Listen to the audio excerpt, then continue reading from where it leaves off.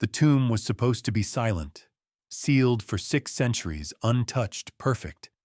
Every relic confirmed the legacy of the royal house, their crests, their seals, their bones. But when a strand of DNA was sequenced, the truth cracked open. The blood didn't belong to the dynasty it was buried with. It belonged to someone else. Someone erased from every record, every portrait, every prayer.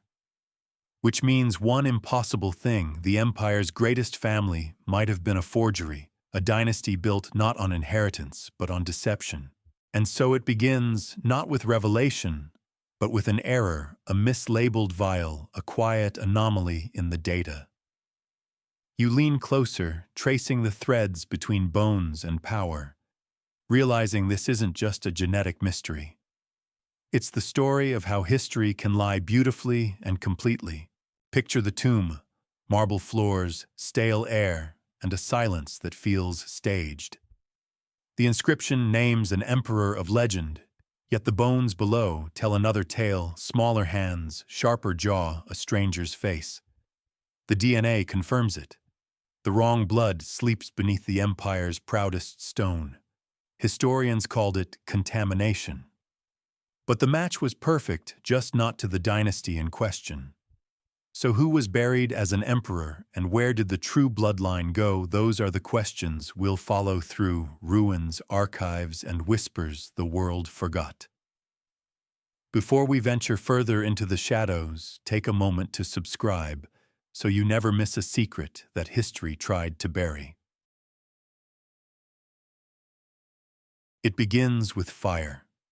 Not the kind that consumes wood or flesh, but the kind that devours records, the kind that makes history start over. You stand in the echo of that night, imagining the palace as it once was, white walls reflecting torchlight, silk banners shivering in the heat. The chronicles say it happened fast, a rebellion that swept through the capital like a fever. But even the most loyal scribes couldn't agree on the details. Some claimed the emperor died defending the inner court.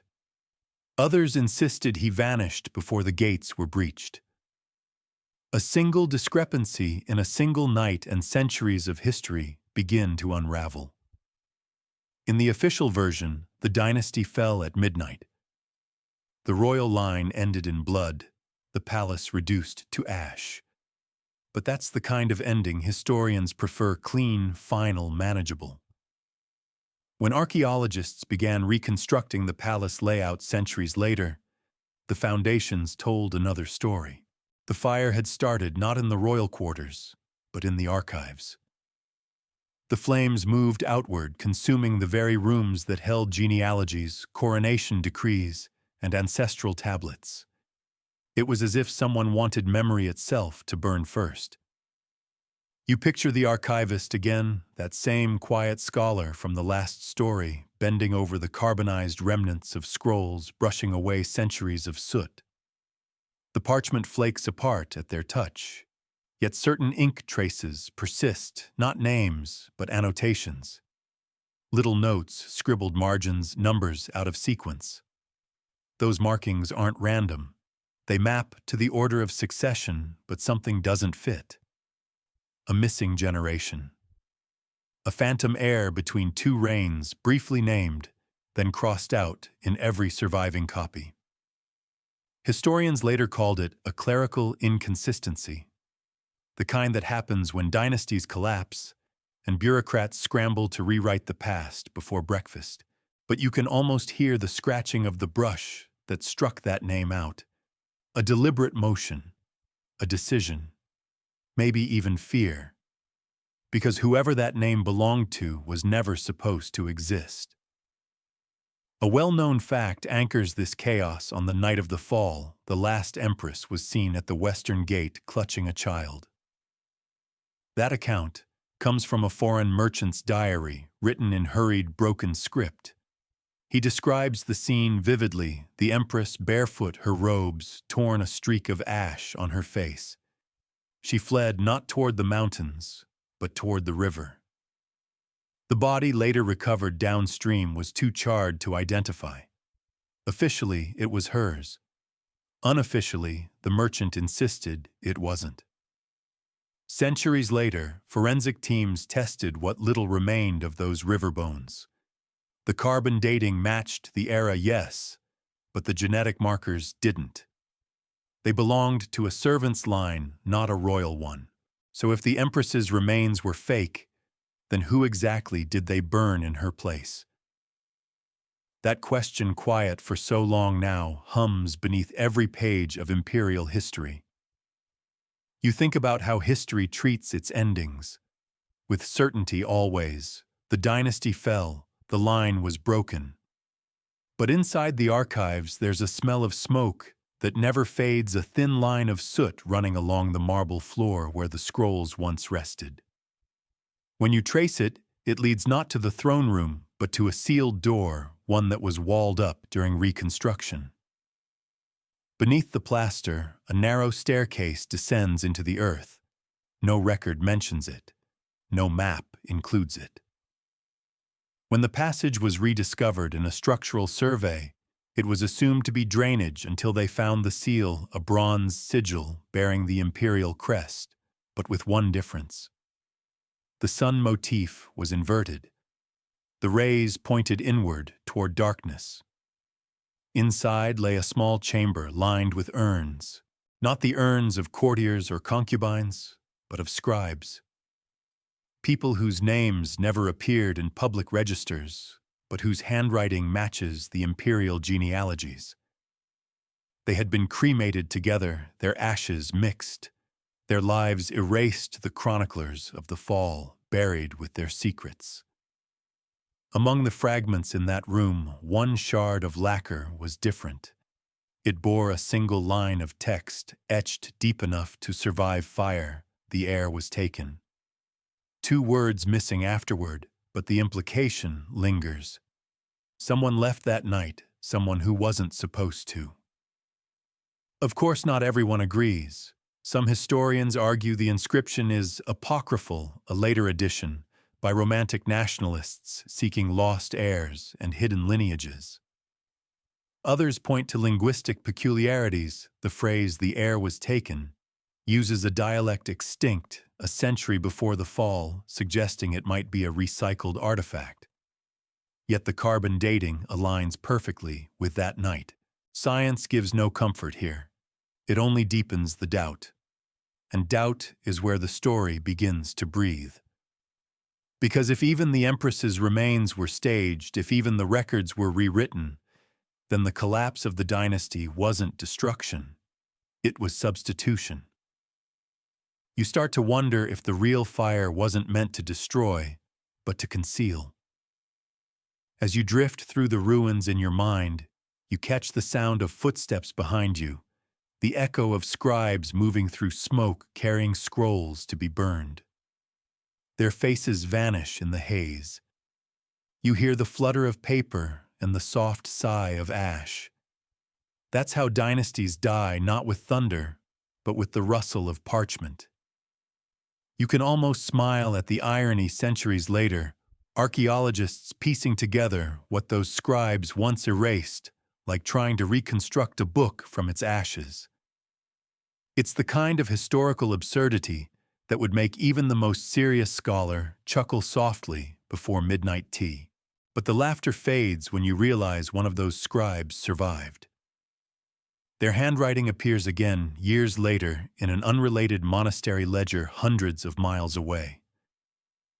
Same brush pressure, same signature flourish, which means someone carried the secret of that night into exile.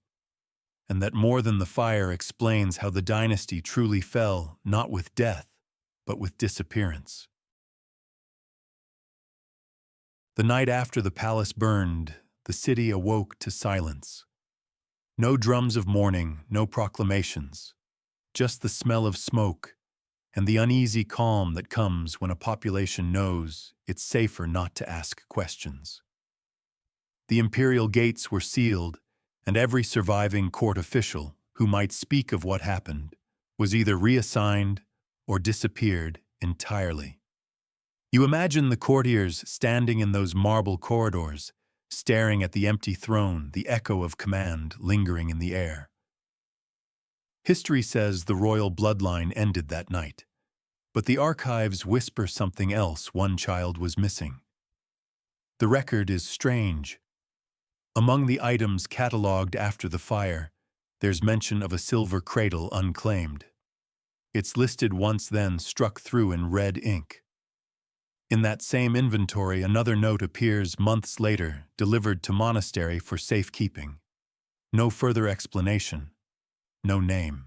But the monastery in question, St. Valis, was known for housing political orphans, children with titles too dangerous to keep. The problem is, St. Valis burned down the following year, its ledgers destroyed, all but one. That surviving ledger, preserved by chance in a provincial archive, lists an unnamed infant sent by royal courier, no baptismal mark. You follow the handwriting, smooth and practiced, identical to that of the scribes buried in the hidden chamber beneath the palace. A connection, a continuation. And next to the entry in faded brown ink, one word: alive. It's a curious thing, that single stubborn word surviving everything else. Modern historians treat it with skepticism. Alive could have meant anything, they argue. The child lived long enough to be recorded. It doesn't prove survival beyond that. Yet when the ledger was tested, microscopic residue of beeswax and birch sap was found on that specific page, the same mixture used to waterproof documents meant for travel. It's as if someone handled that entry again years later, sealing it before a journey. Maybe they didn't want it to fade. Maybe they needed it to last. You can almost see the scene: a monk, old and weary, sitting in the candlelight, copying records he barely understands. He hesitates over that word, alive, and instead of crossing it out, he seals it as if promising something to the dark. The page folds shut. Time moves on. Empires rise and fall, but that word remains. The fact everyone agrees on is that the imperial line officially ended that year. No birth certificates, no heirs, no surviving relatives. The empire fractured into a dozen smaller states, each ruled by temporary stewards who conveniently became permanent. Power abhors a vacuum, after all. But there's a troubling detail: within 2 generations, one of those new rulers, Duke Elian of the Riverlands, claimed descent from the last child of the sun, a poetic title once reserved for imperial heirs. His lineage was dismissed as symbolic, yet his coat of arms bore the inverted sun crest, the same sigil found on the bronze seal buried under the palace ruins. That's more than coincidence. It's continuity disguised as reinvention. When genetic testing became possible centuries later, descendants of the Riverland dukes volunteered their samples to confirm noble heritage. What they didn't expect was the result: a rare mitochondrial sequence matching the unidentified remains found in the imperial tomb. The very same anomaly that first triggered suspicion. The connection was undeniable but reversed. The supposed royal remains weren't authentic. The Riverland line was.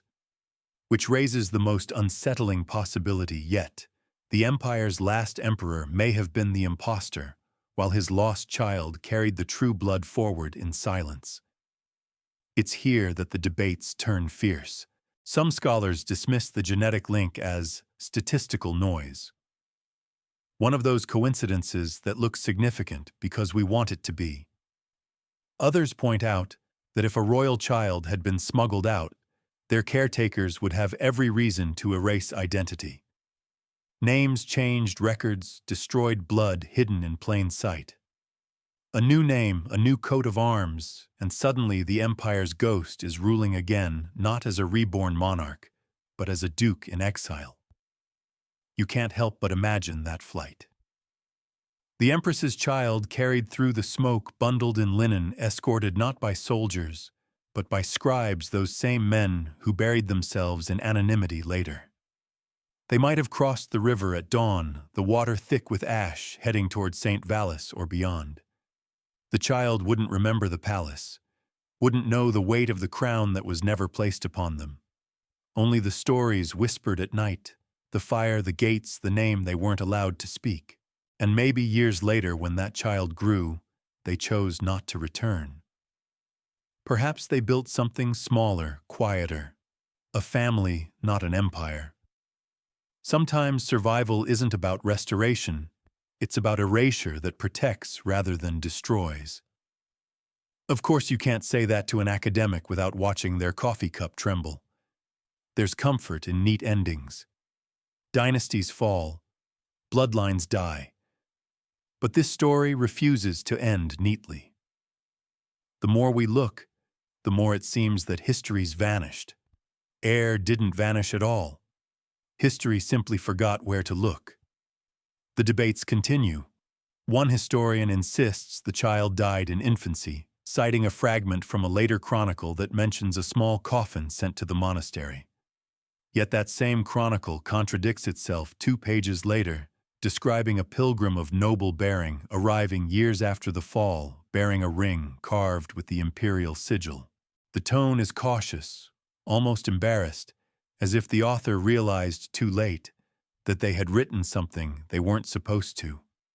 And then there's the painting discovered in a rural chapel, unsigned, dated a generation after the fall. It shows a young woman standing by a river, one hand raised to the sun. Her face is indistinct, half shrouded by shadow. But the brooch at her collar bears that same inverted crest. Some say it's allegory, a symbol of rebirth. Others say it's portraiture. Either way, the painting was deliberately hidden behind a false wall, as if someone feared what it showed. You can almost laugh the empire tried to erase an heir so completely that even her paintings were buried. Yet she keeps resurfacing like a coin tossed into deep water that refuses to sink. Every time scholars think they've buried the myth, a new clue floats up, inconveniently buoyant. So you whisper the question that still lingers in the dust: if the heir lived, who protected her, and what was promised in return? Because a survival that precise, that silent, requires more than luck. It requires intent, and intent always leaves a trail one will follow next, through the monasteries and the genealogies they tried to destroy. You find yourself beneath the monastery's cloisters, where the air smells of damp parchment and beeswax candles. The walls are lined with shelves carved centuries ago, sagging under the weight of books that were never meant to survive. You trace your finger across the spines, the ink faded, the bindings cracking, until you reach the restricted section, marked only by a wax seal shaped like a broken crown. It's here that the real story begins to breathe. Because buried among prayer books and saintly biographies are documents that have nothing to do with faith. They are genealogies, detailed, obsessive, beautifully illustrated, tracing bloodlines, not of saints, but of kings. Monastic scribes, it turns out, were archivists as much as ascetics. They were tasked not only with preserving Holy Scripture, but with keeping the empire's lineage intact. For centuries, monasteries served as the backup drive of power, copying, cataloging, quietly correcting. But in one monastery, deep in the mountains of the northern province, something extraordinary was discovered: a second version of the imperial family tree. Unlike the public record, this one doesn't end with the last emperor. It continues a thin, deliberate line branching downward, labeled in smaller script, "Line Unacknowledged." The names beneath it are different, almost rural, but each marked with the same sigil, a sun half hidden by shadow. The same inverted emblem found on the bronze seal beneath the palace and the riverland crest. 3 centuries apart, 3 identical symbols, too specific to be coincidence. You read the annotations, each name accompanied by a note record: sealed, identity concealed, child fostered. At first glance, it reads like the work of an overzealous monk embellishing lost history. But carbon dating of the parchment confirms the ink was laid within 2 decades of the dynasty's fall. Someone at that time wanted these names remembered, even if the world forgot them. One of the few established facts we have from this period is the empire's obsession with blood purity. Royal marriages were arranged with near mathematical precision to preserve what they called the golden ratio of lineage. The idea that divine right was not only political, but biological. So if a hidden line existed, if someone dared preserve a forbidden branch, it would have been an act of heresy. A quiet rebellion against the throne itself. What makes the discovery stranger still is how the document survived. The monastery was raided twice during the next century, its libraries purged by new rulers trying to erase imperial sympathies. Yet this particular manuscript endured not because it was hidden, but because it was misfiled. Someone catalogued it under botanical studies. For centuries, it sat untouched, mistaken for a treatise on medicinal herbs. The irony almost makes you smile. Imagine history's most dangerous secret surviving because someone thought it was about cabbage. But the humor fades as you notice the handwriting. It matches the style of the palace scribes again, the same sweeping tails, the same subtle curl on the letter E. You've seen it before on the burnt ledger on the note that said, "The heir was taken." It's unmistakable. Whoever wrote this genealogy didn't just know the royal line, they belonged to it. And then comes the most unsettling entry of all, one name written then scraped away. You can still see the grooves in the parchment, where the quill pressed too hard. The name begins with an A, followed by an indistinct curl, perhaps Elara, perhaps Ansel, impossible to be sure. But beside the erased name, a faint symbol remains, a small sun half-darkened. The pattern repeats down the margin again and again, like a signature echoing through generations. When the manuscript was first analyzed, scholars argued over its authenticity. Some said it was propaganda from a later pretender. Others believed it was a monastic allegory, the shadow sun representing spiritual continuity rather than blood. Yet when the ink itself was tested, a rare composition of gallnut and iron oxide was detected, a formula unique to the imperial chancery. No monastery in the region had access to it, which means the document was written by someone with direct access to the imperial court, even after its supposed destruction. You can feel the quiet weight of that realization settling on your shoulders. Someone survived. Someone continued to write. The monks, pragmatic as ever, left no commentary. In a margin beside one erased name, a single phrase appears: "Truth is patient," simple but loaded. It suggests they knew their work would outlast kingdoms, outlast censorship. And it did. Modern researchers followed the trail of these hidden genealogies through other monastic archives. In one coastal abbey, a fragmentary copy appears, but with slight differences. The erased name is restored, and next to it, a note. Her descendants dwell in the riverlands. That phrase sent historians spiraling. The same riverlands whose ducal family carried the inverted sun on their banners. The same line whose DNA matched the imperial remains. So now the narrative folds back upon itself. The Riverland dukes were not opportunists mimicking old symbols, they were the continuation, deliberately disguised through centuries of silence. The empire did not die in the fire. It went underground, hiding behind monastic ink and rural titles. The child who vanished in the smoke became a myth, and that myth quietly became genealogy. You can almost imagine the monk who wrote it, hunched in candlelight, muttering a small joke to himself about how divine right now belonged to a baron with sheep instead of armies. The empire reduced to footnotes and aliases. There's something comforting about that power, softened by time, ambition, replaced by anonymity. Yet the debate refuses to settle. One group of historians insists the hidden genealogies were fabrications meant to justify later uprisings. Another argues the opposite, that the official records were the fabrications crafted by usurpers who needed to erase the real bloodline. You stand between these two arguments, the way a historian must, feeling the pull of both possibilities. But the facts remain: 3 documents 3 centuries apart, written in the same hand. Identical symbols, identical phrasing, and one line of descent marked, erased, then quietly restored. You close the manuscript gently, the parchment sighing like an old secret finally exhaled. Outside, the bells toll vespers, echoing through stone corridors that have seen too much. You realize that what began as a story of fire and loss has now become one of endurance. The dynasty didn't vanish.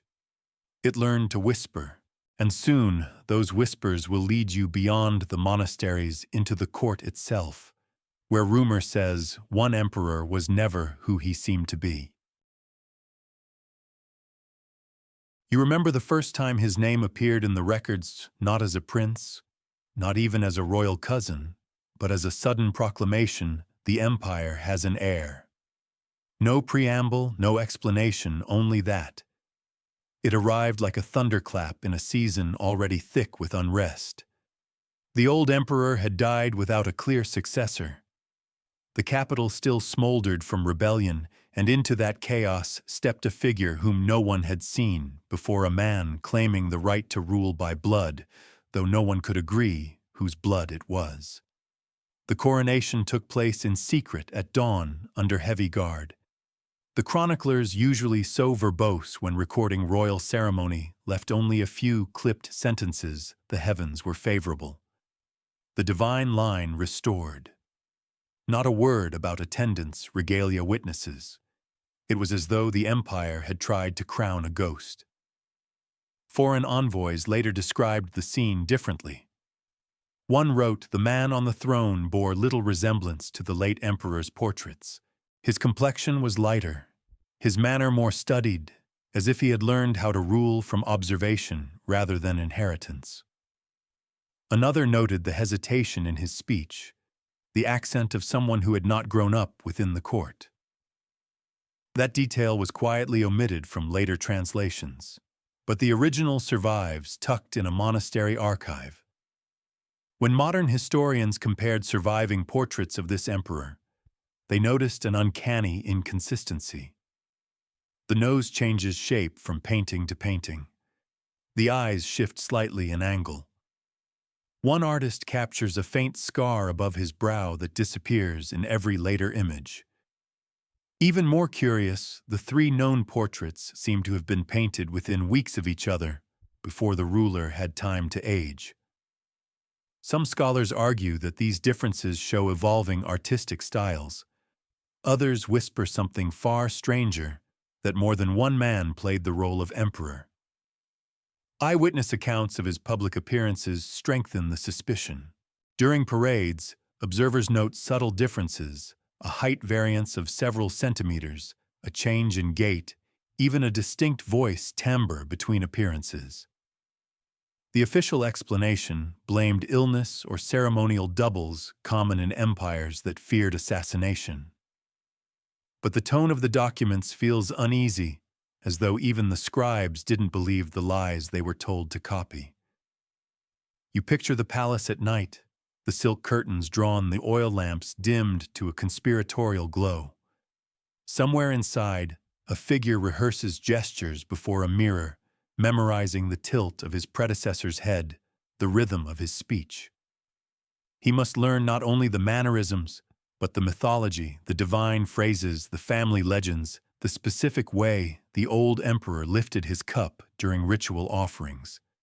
It's less a coronation than a performance. And then there's the strange report written by a court physician.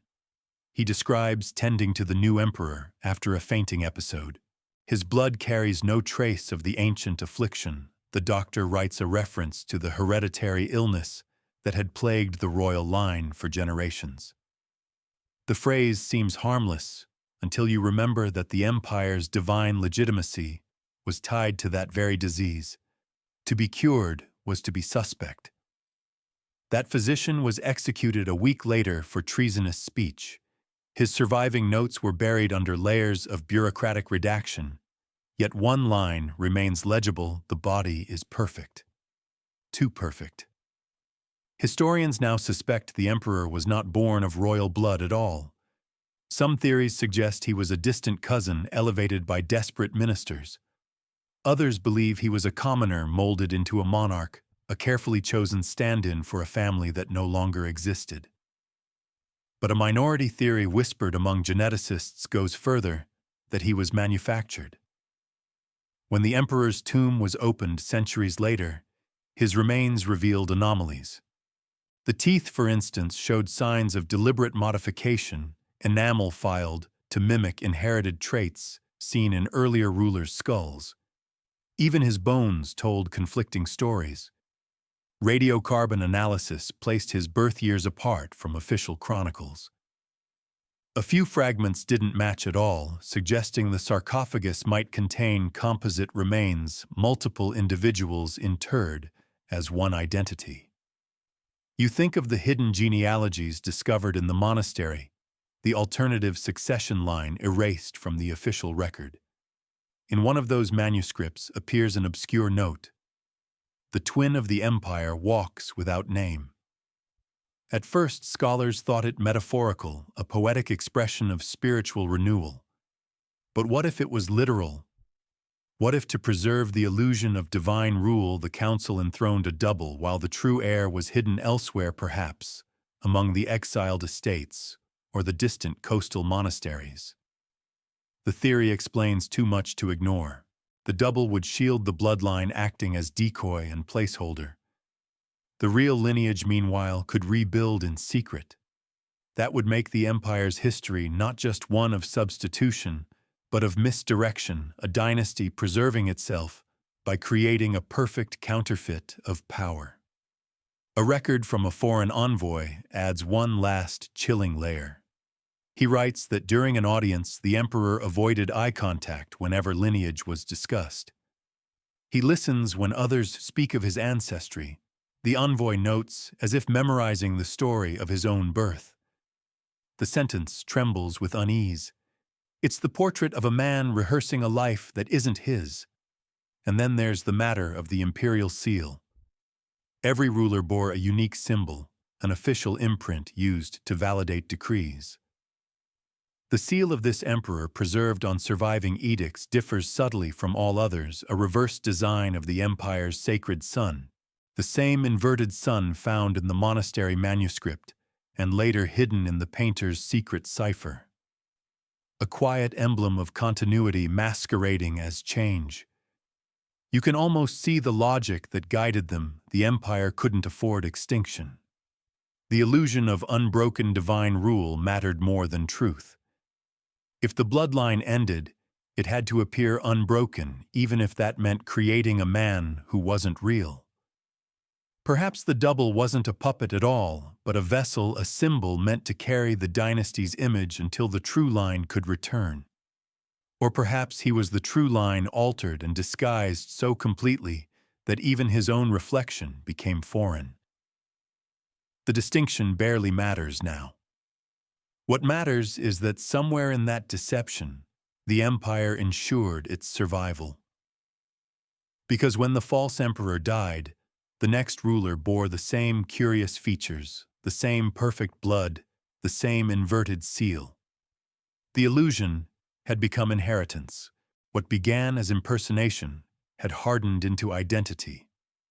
The double's mask became the face of the empire itself. And maybe that's the quiet brilliance of it all. The empire didn't just replace its ruler. It replaced the very idea of what real meant. Power in the end is whatever people agree to recognize. A forgery repeated long enough becomes the truth. You sit with that thought, the empire as an echo of itself, still performing the same role centuries later, each generation wearing the borrowed face of the one before. History may call it restoration or divine right or destiny. But you know better now. You've seen the brush strokes of the painter, the contradictions in the bones, the faint glimmer of the inverted sun. You've seen the proof that the emperor on the throne was not the man he appeared to be, and that perhaps no emperor ever was. You open the imperial annals and find not one story, but two twin versions of the same reign written side by side, as if the scribes themselves couldn't agree on what had happened. The earlier Chronicle speaks with certainty. The emperor ascended in the year of the falling comet, ruled for 21 years, and died peacefully. The later version, commissioned less than a decade after his death, quietly changes the dates, shortens his rule, and replaces his childhood name with another. Even the description of his coronation shifts from by inheritance to by divine appointment. A single phrase, but it alters the entire logic of the dynasty. At first, historians blamed it on scribal confusion. Empires fall, archives burn, and names blur in the smoke. But when the same alteration appears in foreign records, treaties, trade, ledgers, letters from embassies, the theory of error collapses. Someone deliberately rewrote the emperor's life. The motive, however, remains buried beneath the tone of reverence that cloaks every correction. If you read carefully, the fractures show. In one version, the emperor's mother is described as a noblewoman from the northern provinces. In another, she's a sacred consort of the southern blood. Those two lineages were never supposed to meet. Yet the later chronicle insists she bore the true line of the divine kings. That phrase, divine kings, comes from the monastery texts you encountered before, the same ones that traced an alternate genealogy long thought destroyed. It's as if the scribe was trying to thread together two incompatible histories and hope no one noticed the stitching. There's also the matter of the royal edict. The earlier record bears the seal with the inverted sun, the same anomaly found on the emperor's personal decree and in the hidden manuscripts. But the later chronicle replaces it with the orthodox emblem, upright sun, open scepter, purity restored. The difference might seem aesthetic, yet to the empire it was political theology. Reversing the symbol was not just about erasing a sign, it was about erasing the idea that the throne had ever been touched by doubt. Modern scholars have debated whether these discrepancies represent a coup of words, a silent rewriting of bloodlines through ink instead of steel.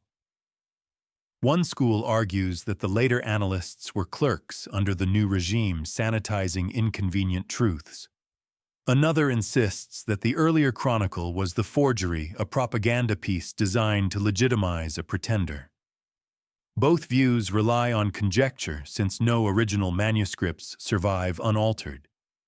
Every copy shows traces of scraping, rewriting, and overwriting, as if the parchments themselves couldn't bear the weight of a single version of history. Yet the contradictions go deeper than politics. Linguists have noticed that certain turns of phrase in the early annals, the rhythm of royal titles, the metaphors used to describe succession mirror those found in documents from the exiled estates centuries later. The estates tied to the extinct branch. It's as if the same voice kept whispering through time, resurfacing whenever the empire tried to bury it again. And then there's the erased year. Between the 18th and 19th year of his reign, the records skip forward abruptly. One analyst notes with almost comic understatement, certain events are unfit for remembrance. Archaeologists recently found a fragment of a mural from that missing year depicting an emperor kneeling before a woman whose face had been deliberately chipped away. Her robes carry the southern crest, the same crest mentioned in the forbidden marriage letters we'll soon uncover. You start to see the shape forming a dynasty rewriting itself from the inside, page by page. Every scribe, every painter, every archivist pulling at the same thread of reality until the original pattern vanished beneath revisions.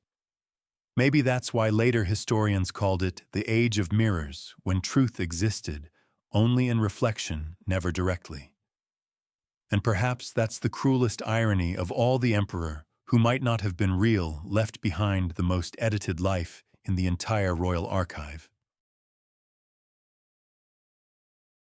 The royal physicians described it as the thinning of the imperial humors, the slow fading of vitality that seemed to pass from monarch to monarch, generation after generation. In the Chronicles, it reads like a curse, a hereditary frailty that no prayer, no relic, no herbal infusion could reverse. But the more closely you look at the evidence, the less natural it seems. The family's decline begins not with age, but abruptly, almost surgically, right after the so-called Peace of the Silver Palace. The treaty that ended a civil war no one liked to remember. Years later, when modern researchers obtained samples from the tombs, something extraordinary surfaced. In one set of remains belonging to a queen consort who died of exhaustion, 27 toxicologists found traces of arsenic and mercury embedded deep in the bones.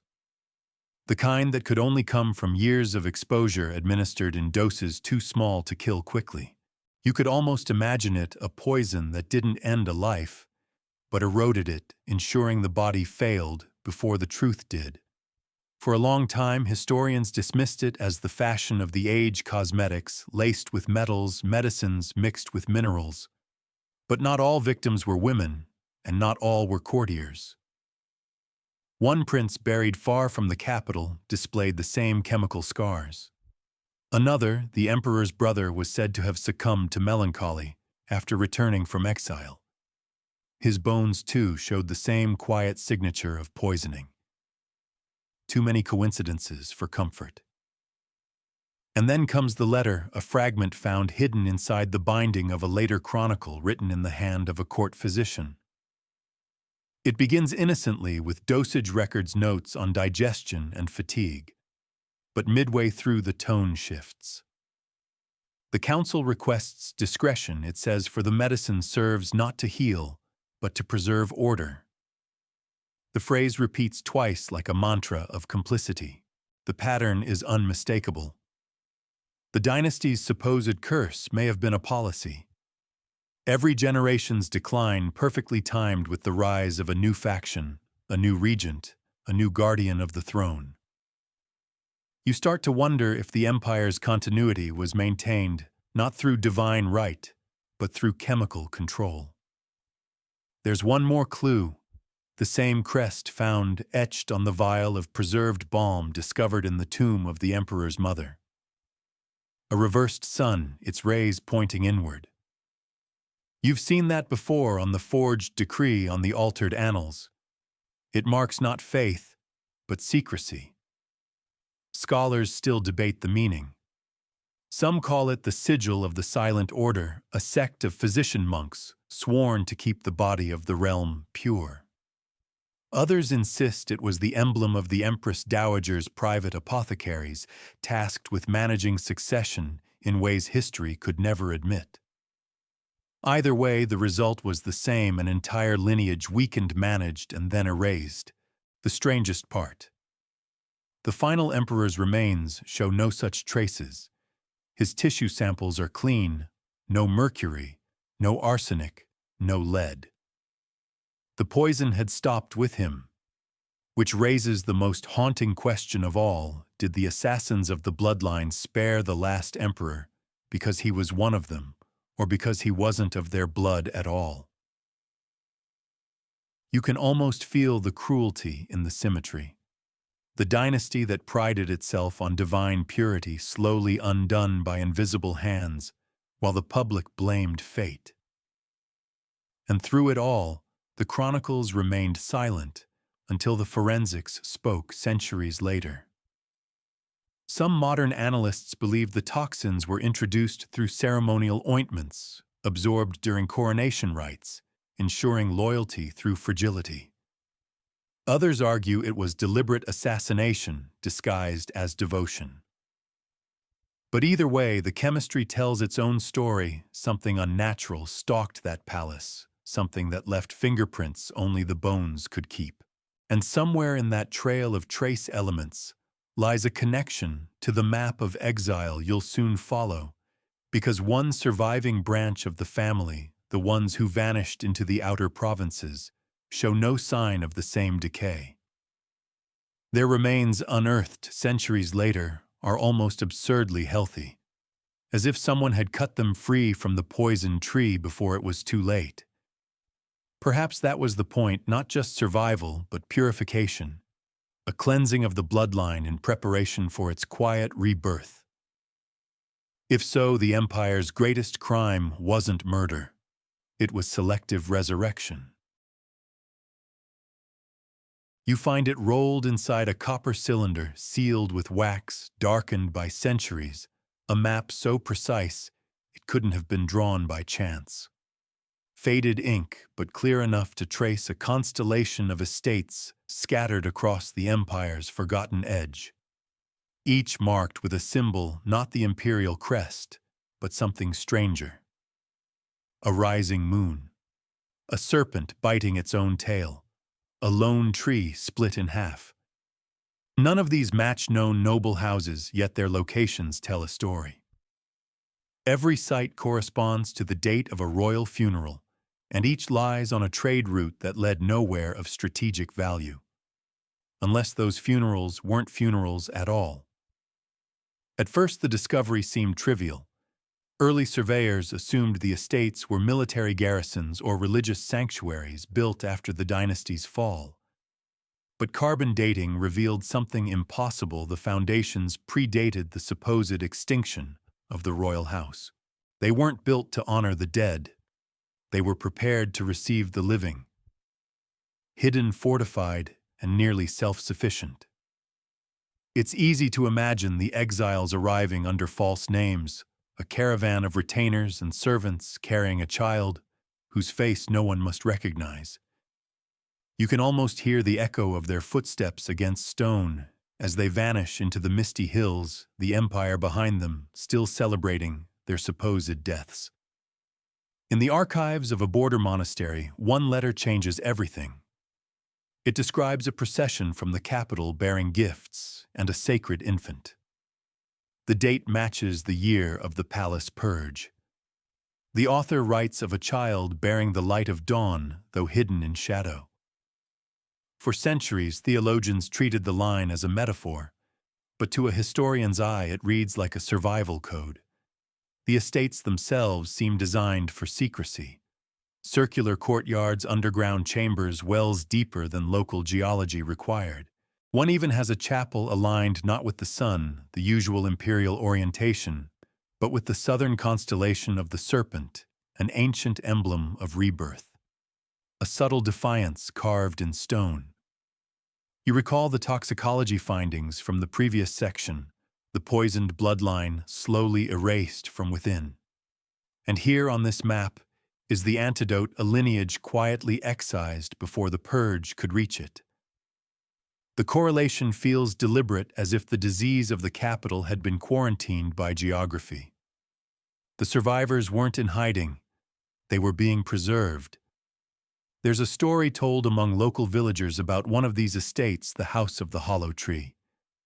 They say it was ruled by a family with no surname who paid their taxes in silver coins stamped with the inverted sun. For generations, no one dared question where their wealth came from. When imperial inspectors visited, the villagers performed a ritual silence, answering every inquiry with the same phrase the root remembers. The phrase reappears in other provincial records, always near the border estates. Some scholars interpret it as a religious motto. Others suspect it's the oath of a hidden nobility. By the 18th century, the estates were empty.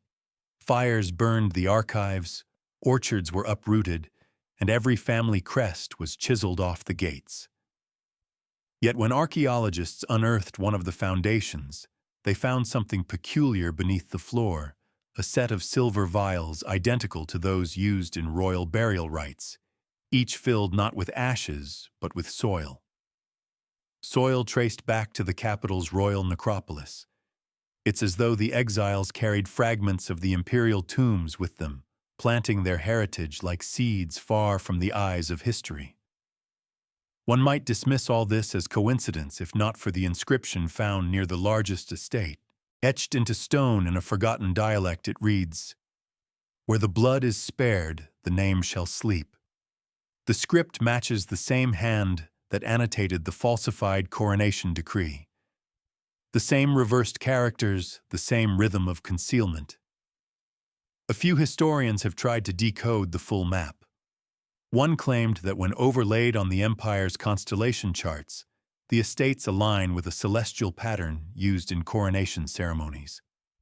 Another suggested they trace the migration of a shadow court, a mobile dynasty that ruled invisibly, moving with the seasons, governing not through thrones, but through bloodlines interwoven into distant provinces. The idea sounds absurd until you realize it explains the unbroken appearance of royal gene markers centuries later in villages far beyond imperial reach. Still, debate rages. Some argue the map was a symbolic work, a lament for what was lost. Others insist it's logistical evidence of organized survival. But one thing is certain, the exiled estates appear wherever the empire's records grow conveniently silent. It's almost as if those who wrote history knew exactly where not to look. And so the extinct dynasty lingers not in the marble palaces of the capital, but in the quiet courtyards of forgotten hills where every door was built to close softly and every name whispered only once before fading into dusk. The coronation decree was meant to be the most sacred document of the realm, the seal of legitimacy itself.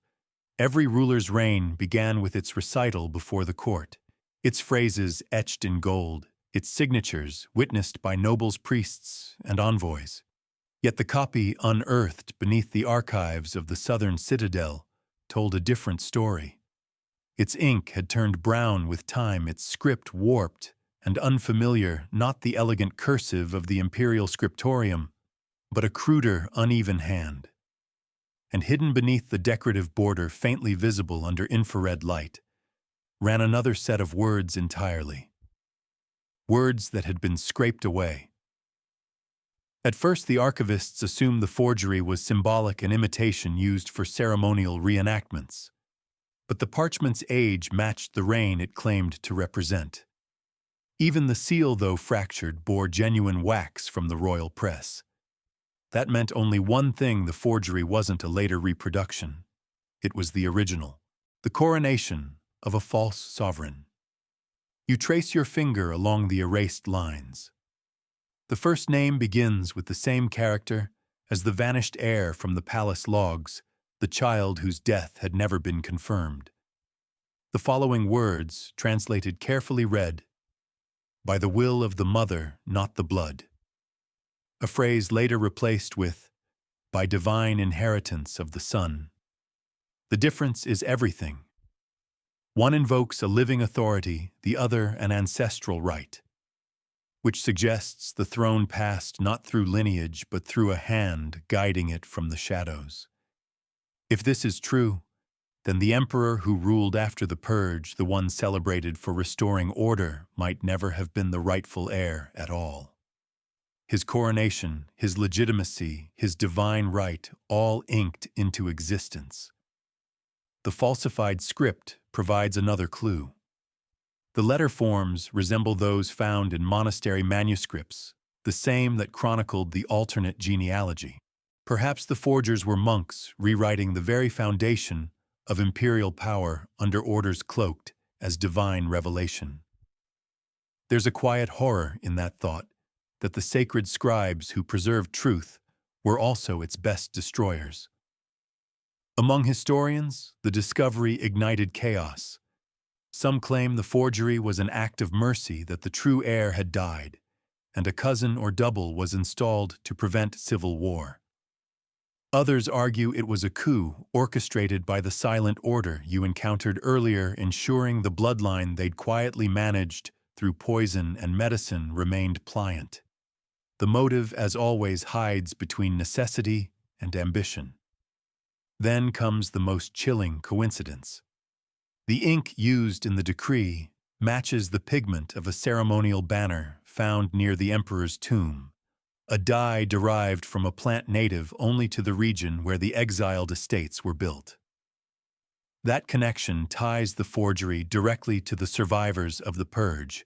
Could it be that the imposter emperor wasn't an outsider at all, but one of the hidden bloodline brought back under false pretenses, legitimized through forgery, and presented as rebirth? That theory would explain the peculiar reversal in the imperial seals after his reign.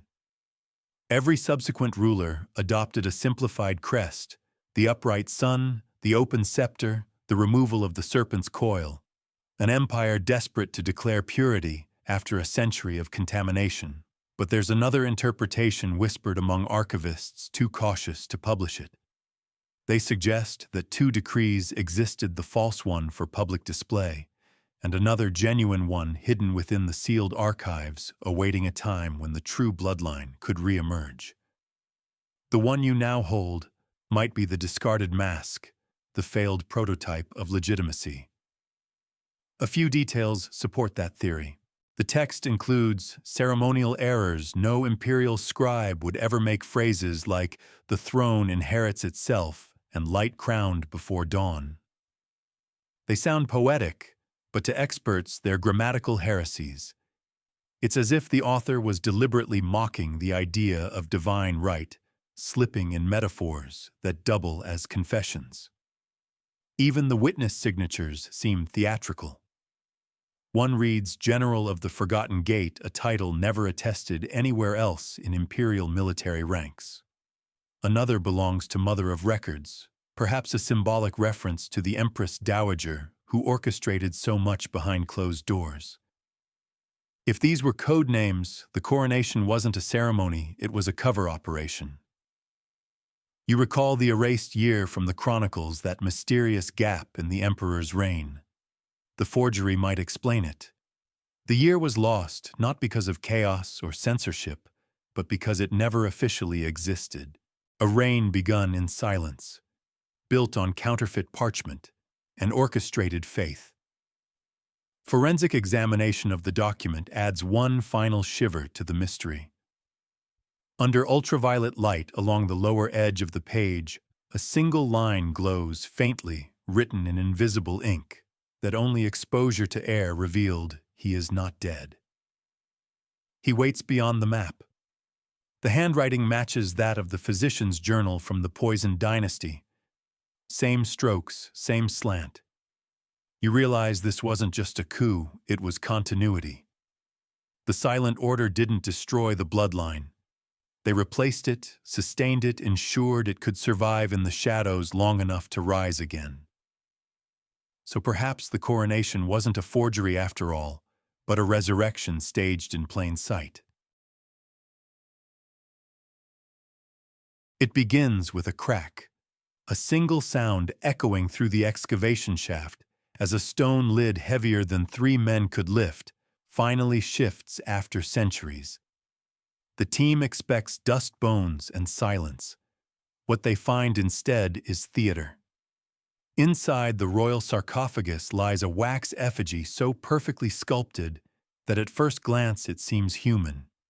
The embalming linen, the jewelry, even the faint scent of resin, all crafted to mimic a real burial. But beneath the wax, nothing. No bones, no trace of decay, just emptiness where an emperor was supposed to rest. The discovery sends shockwaves through the archaeological world. The tomb's inscriptions match those of the Restorer Emperor, the same ruler whose forged coronation decree you examined. His supposed burial had been chronicled in lavish detail: the weeping priests, the golden chariot, the 40 days of mourning. Yet the chamber beneath the capital's necropolis holds only this immaculate deception. At first, the researchers believe they've opened the wrong chamber.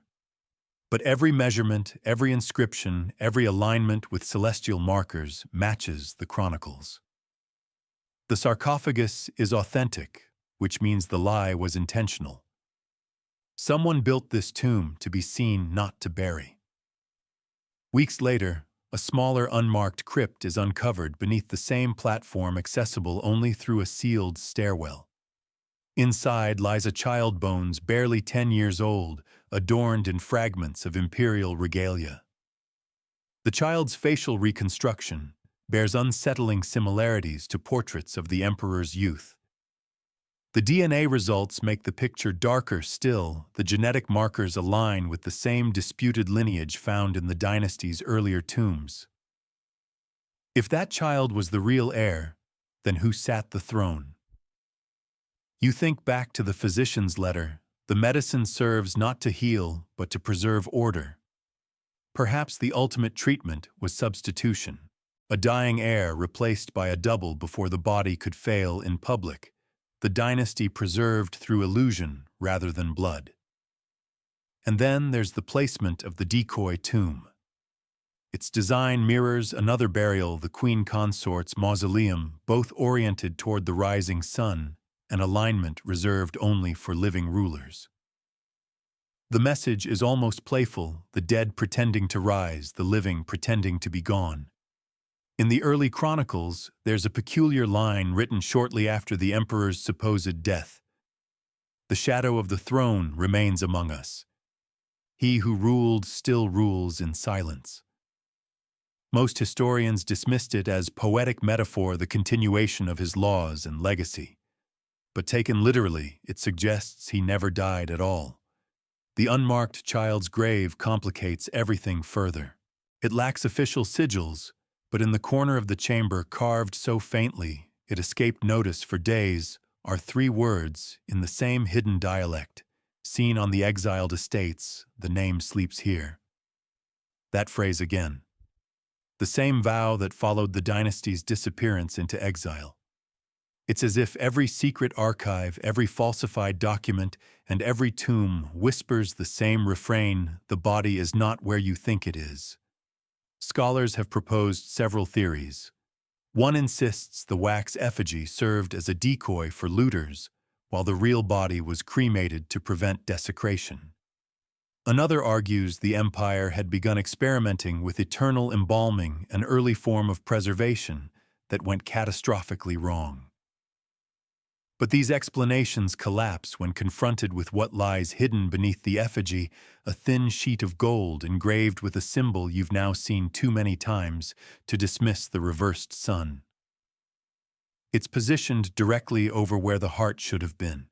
That single detail unites every thread so far: the altered annals, the poisoned bloodline, the forged decree, the exiled estates. The reversed sun wasn't a decorative emblem. It was a code, a secret mark that said, "Here the truth is inverted." When the discovery went public, the royal archives refused to acknowledge it. The excavation site was sealed within weeks, under the pretext of preserving sacred heritage. But whispers escaped. Some claimed that beneath the empty tomb, deeper still, ground-penetrating radar detected a second chamber one never opened. Its position aligns with a sealed corridor stretching toward the old river, the very direction marked on the exile map. If that's true, the tomb was never meant to hold a body. It was a doorway, an anchor point between the false burial and the hidden route of escape, a literal monument to a vanishing act.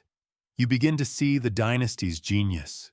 Every lie was layered like a sarcophagus, a false death hiding a real survival, a forgery concealing a lineage in motion. It wasn't just deception, it was architecture. The empire itself became a map of misdirection, designed to ensure that truth could only be glimpsed through reflection. And perhaps that's the greatest irony of all: the empire's finest tomb was built not to remember the dead, but to protect the living. In the quiet of the genetics lab, beneath cold fluorescence, the past begins to breathe again. A droplet of blood centuries old, pressed into a scrap of parchment, yields a sequence no one expected to find. The DNA doesn't belong to any confirmed royal lineage of the recorded empire. It matches a hybrid marker, one seen only in families from the empire's exiled coastal colonies, the same estates marked with the reversed sun. The lab's report is cautious clinical, but its implications are anything but. The sample extracted from the royal decree, the same document that crowned a restored emperor, carries mitochondrial markers passed through the female line, not the male one recorded in official genealogies. That means the person behind that seal wasn't a direct descendant of the founding emperor.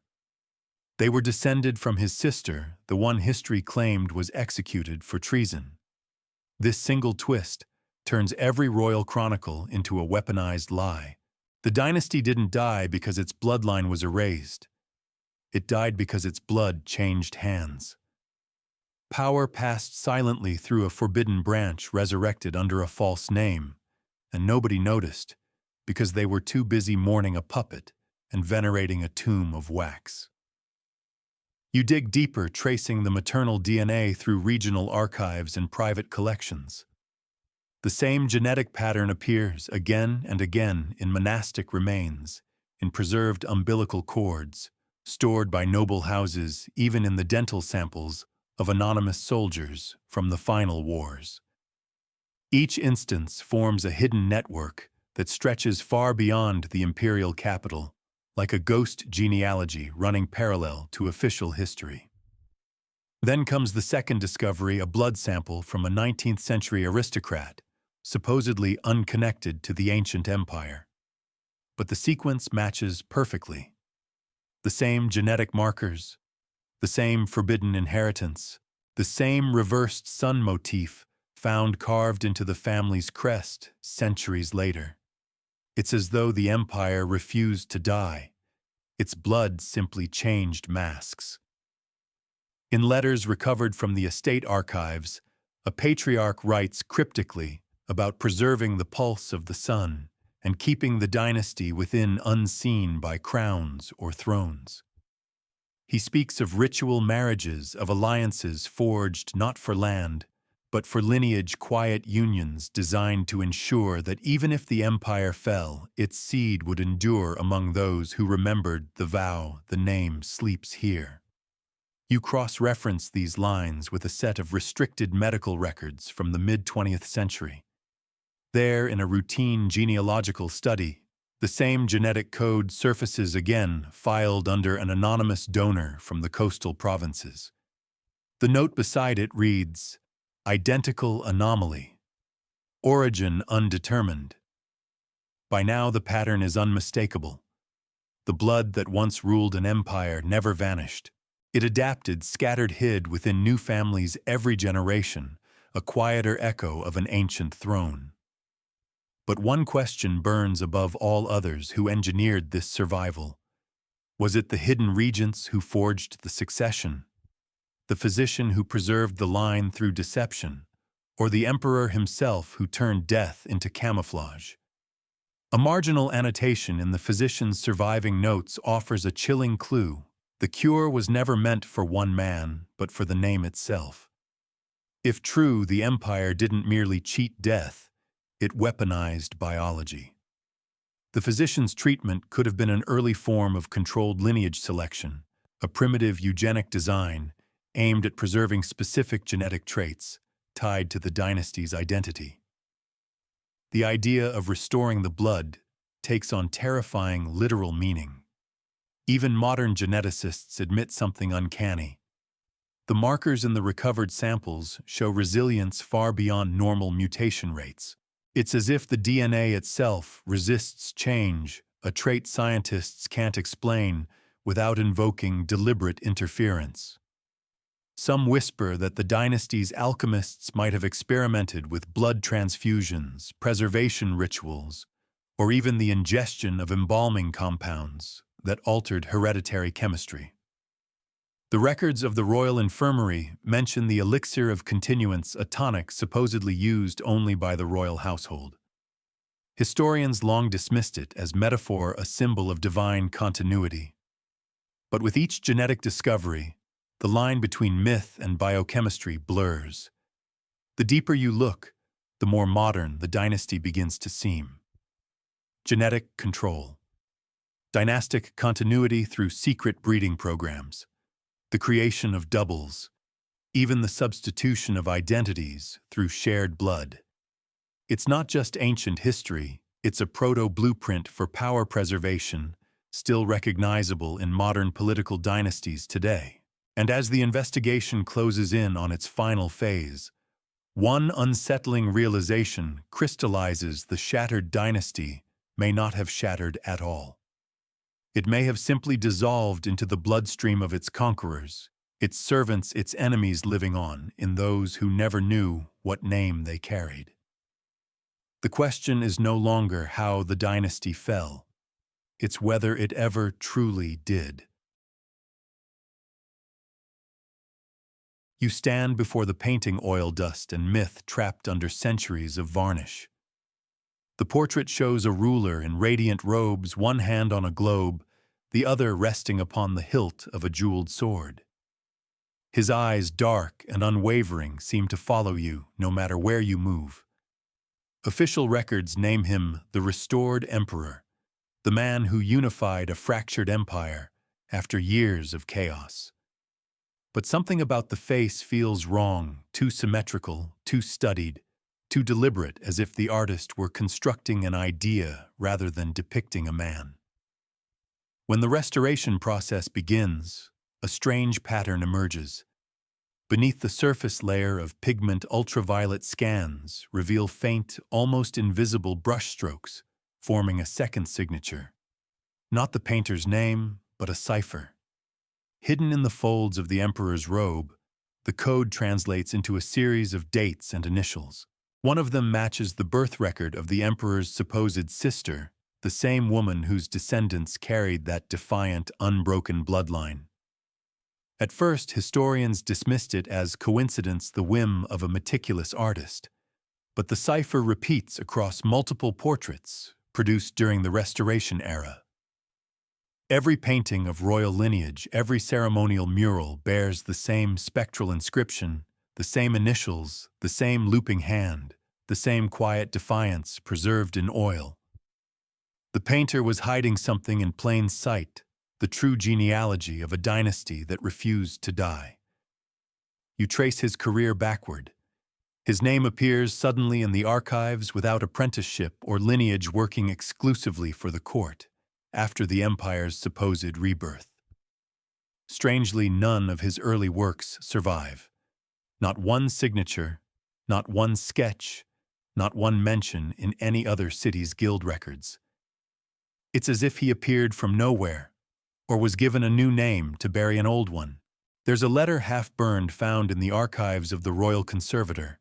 It reads, "She insisted he be remembered through art, not inscription. The pigment will carry the truth when no tongue dares."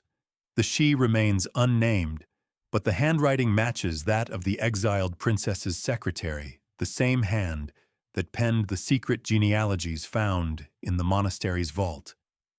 The implications twist the room into silence. The painter wasn't just an artist. He was a custodian of forbidden lineage, embedding bloodlines into art. Every brushstroke was a cipher, every composition a genealogical map disguised as devotion. Even more unsettling, recent spectral analysis reveals that the pigment used for the emperor's robes contains trace minerals unique to the coastal provinces, the same soil once owned by the supposed extinct branch of the royal family. The color wasn't symbolic.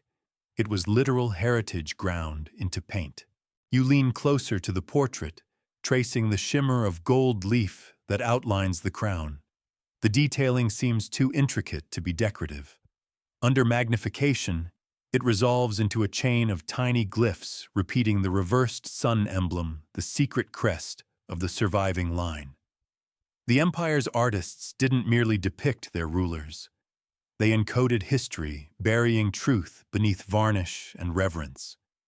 Modern art historians argue over intent. Some insist the cipher was a devotional flourish. Others call it accidental patterning. But among the restoration team, a quiet consensus forms: too many coincidences, too much precision. One conservator jokes that if you removed the paint layer by layer, the entire imperial genealogy might emerge like a family tree painted in light. There's humor in the thought, but only for a moment, because a cross-reference of pigment composition across the royal portraits reveals something uncanny. Each successive emperor portrait contains micro-traces of the previous ruler's paint. As if deliberately, a tiny portion of the old canvas was ground mixed and reused for the next one. The literal blending of one reign into another. It's hard not to hear the echo of the physician's old note: the cure was not for one man, but for the name itself. The painter, knowingly or not, was part of that same preservation bloodline by brushstroke immortality through material. And when the painting's final restoration is completed, a new revelation surfaces. Hidden under the emperor's jeweled sword is a faint, erased figure, a child reaching upward, unfinished. The underdrawing matches the outline of a royal heir who, according to official records, died before the portrait was painted. The painter had included him then was ordered to remove him, yet he remains there, still trapped beneath centuries of color, a ghost waiting for ultraviolet light to return him to the record. One scholar calls it the most poetic act of rebellion in art history. Another calls it proof that the restoration was built on deception. But the truth feels both smaller and stranger. The painter's rebellion wasn't political. It was biological. He was ensuring that those who carried the blood could one day recognize themselves in the art of their ancestors. You can't help but imagine him in his studio, a man painting under imperial scrutiny, steadying his hand, burying the truth with every layer of varnish. Maybe he believed the empire's real story would one day be uncovered. Or maybe he knew it never would, and painted only for the satisfaction of knowing it survived in secret. Either way, the legacy endures. A dynasty erased from words but preserved in art. Not a lineage of rulers, but of symbols.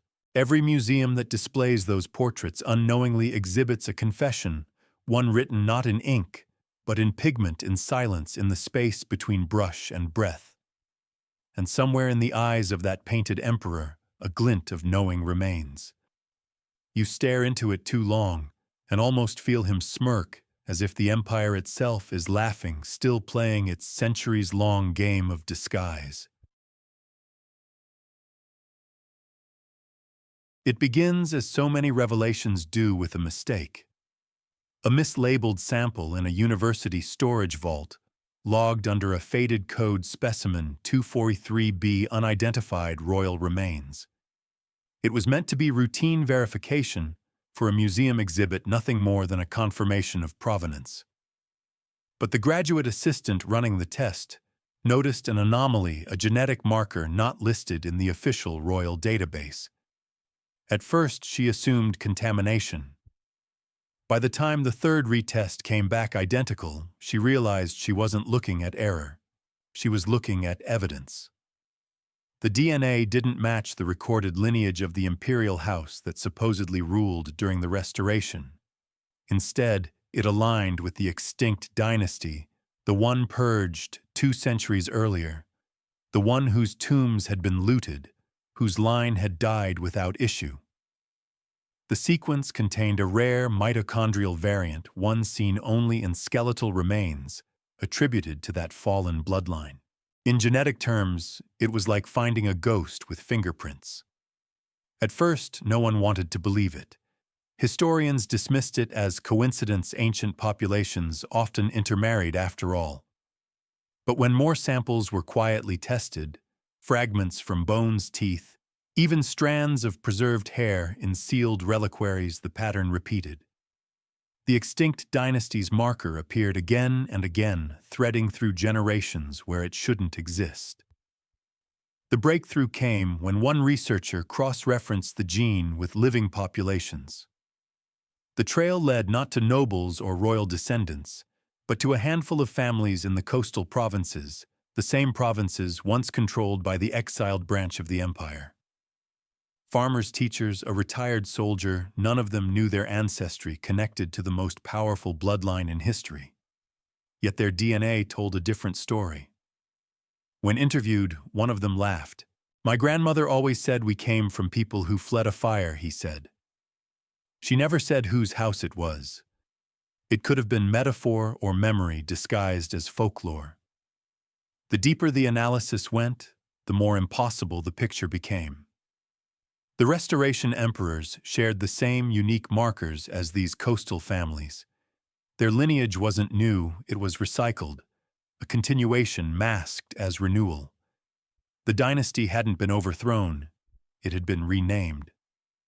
That revelation sent quiet shockwaves through academic circles. Official institutions refused to acknowledge it publicly. State historians called the data inconclusive, yet the numbers told their own truth. The mitochondrial sequences showed a perfect maternal transmission, uninterrupted for centuries. It was a genetic through line stronger than any inscription, more durable than any crown. You remember the sealed sarcophagus, the unmarked grave holding an unnamed child. The bone fragments tested from that tomb matched this same variant, meaning that somewhere between the purge and the coronation, someone ensured the child's survival or substitution. The line never broke, it simply stepped out of the light. Forensic genealogy gives the story an almost cinematic symmetry. Each fragment of data aligns with the narrative threads uncovered before the forged decrees, the hidden genealogies the painter's cipher. The portrait's encoded initials even correspond to the DNA sample's unique code, the same 3 letters centuries apart. Coincidence doesn't stretch that far. One scholar describes it best. History is a palimpsest, a story rewritten over a story, the ink never fully dry. The empire rewrote itself layer upon layer until even its blood carried dual meanings. To the world, the Restoration was a triumph of order over chaos. In truth, it was the return of the very lineage it claimed to erase. What's stranger still is how quietly this revelation sits in the modern world. The living descendants, those with the genetic marker, continue their ordinary lives, unaware that their cells contain the signature of an empire. A few who were told reportedly dismissed it. "Everyone wants to believe they come from kings," one said. "I just want to pay my rent." And yet deep in government archives, sealed reports circulate. Some contain proposals to quietly reinterpret the empire's official succession narrative, a bureaucratic phrase meaning rewrite history again. Perhaps even now the cycle continues, a dynasty eternally self-correcting, adjusting its story to survive the next century. But you can't help returning to one haunting thought. If DNA is memory written in flesh, then the empire's greatest secret was never buried. It simply evolved, waiting for the right machine to read it. In that sense, the investigation comes full circle. What began as an impossible mismatch, a drop of blood that didn't belong, becomes the final proof that the shattered dynasty was never truly shattered. It adapted, hiding in the veins of its conquerors, its enemies, and its forgotten children. The empire, it seems, never ended. It just changed its name. You pause, letting that realization settle. The idea that history's most decisive fall may not have been a fall at all, just a pivot, a genetic sleight of hand. Somewhere in the quiet pulse of modern life, the dynasty's blood still flows, undetected by all but the most curious eyes. The evidence sits before you like a mosaic, finally aligning.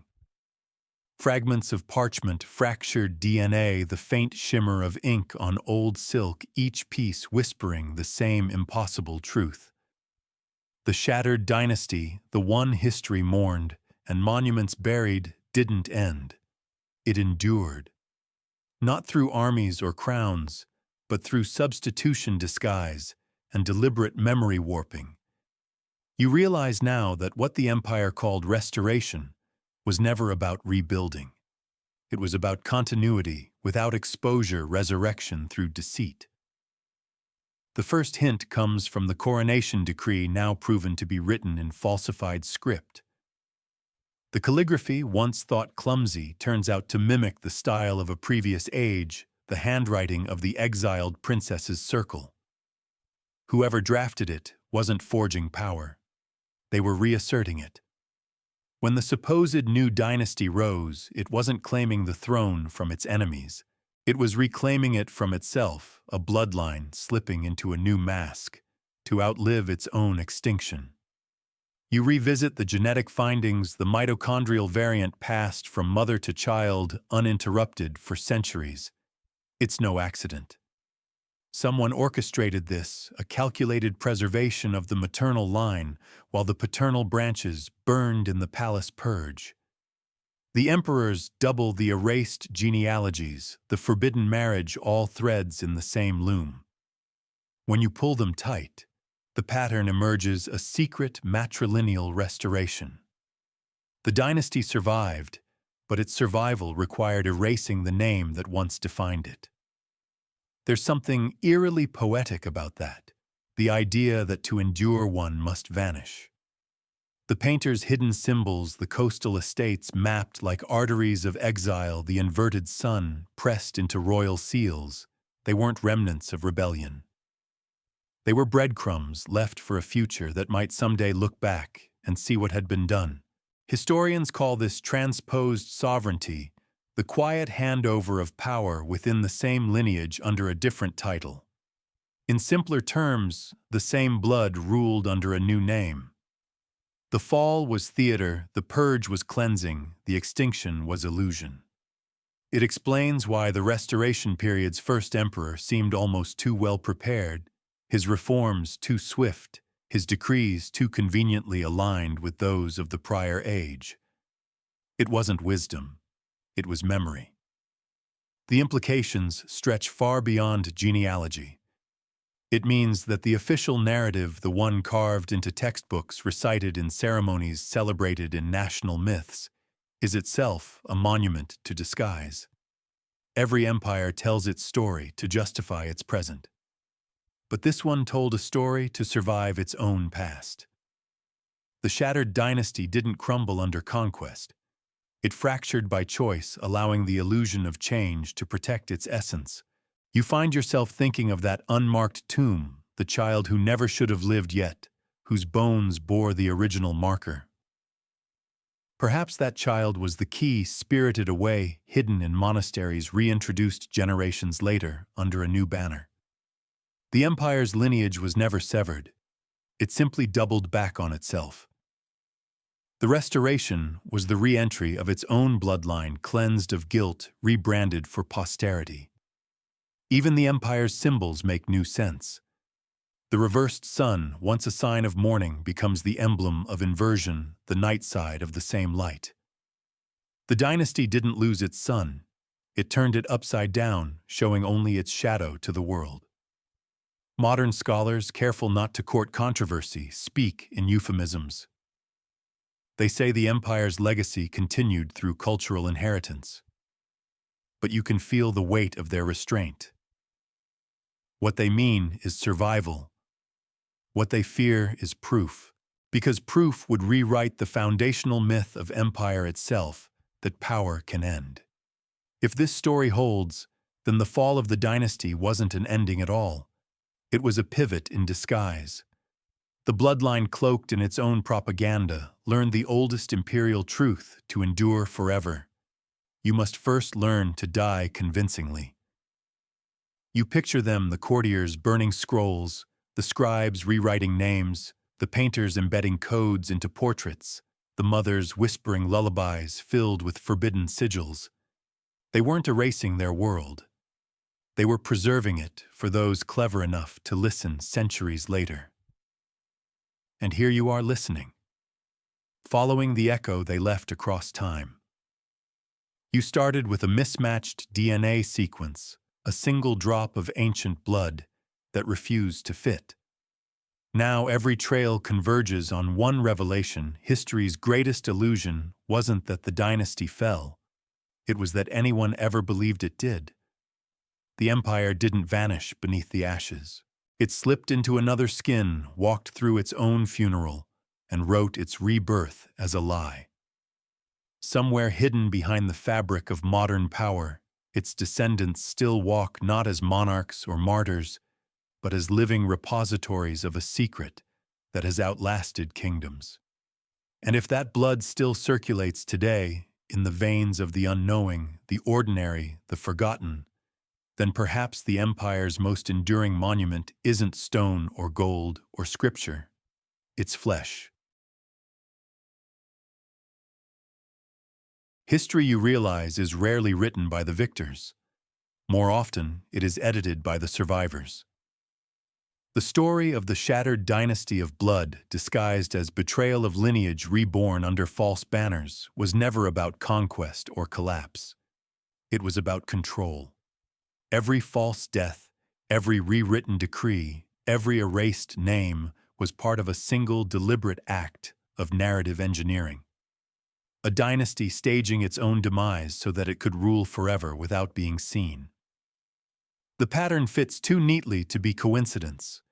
The falsified coronation, the forged scripts, the genealogies hidden in monasteries, the portraits whispering secret descent, all threads in one vast deception.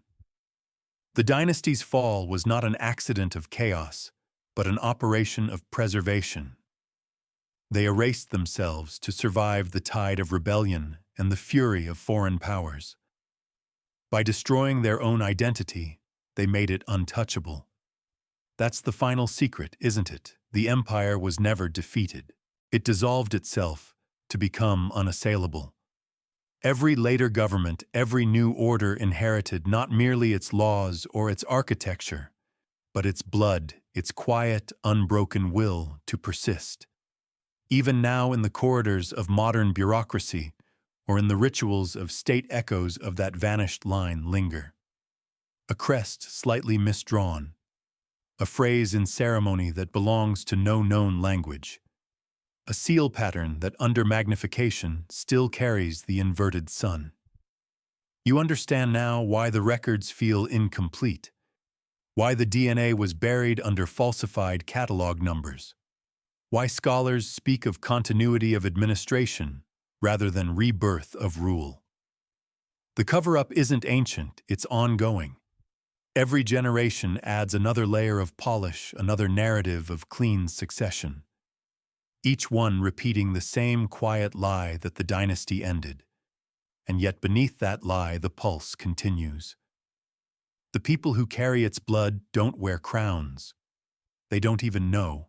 But their existence proves the empire's victory over time itself. Its greatest conquest wasn't territory, it was anonymity. So when the last archives are opened and the final fragments of DNA are decoded, what remains won't be the story of a fall. It will be the story of a transformation. The shattered dynasty didn't break. It became the mold into which every power after it was poured. Its legacy isn't a ruin. It's a mirror, one that reflects every civilization still pretending that history has clean endings. The empire survived because it learned the oldest secret of all, that immortality doesn't come from being remembered. It comes from never being truly known. The voice fades. The light dims. You imagine the empire's banners dissolving into the air, their threads carried on the quiet hum of the present. Somewhere a city still follows its ancient rhythms, unaware that every heartbeat echoes a name it's been taught to forget. Before sleep claims you one last thought settles like dust, the dynasty was never shattered, only hidden, waiting for someone to notice the pattern in the cracks.